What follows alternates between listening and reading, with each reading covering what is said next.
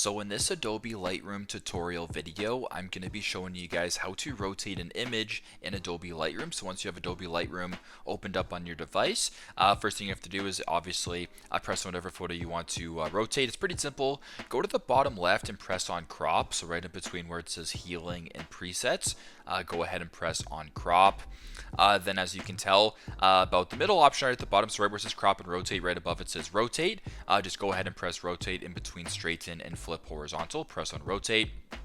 Now if you press it once, it rotates it to the right. If you press it again, it rotates it upside down. If you press it again, it rotates left. And if you want to press it one more time, it brings it back to normal. So pretty straightforward. That is how you guys can rotate an image here in Adobe Lightroom.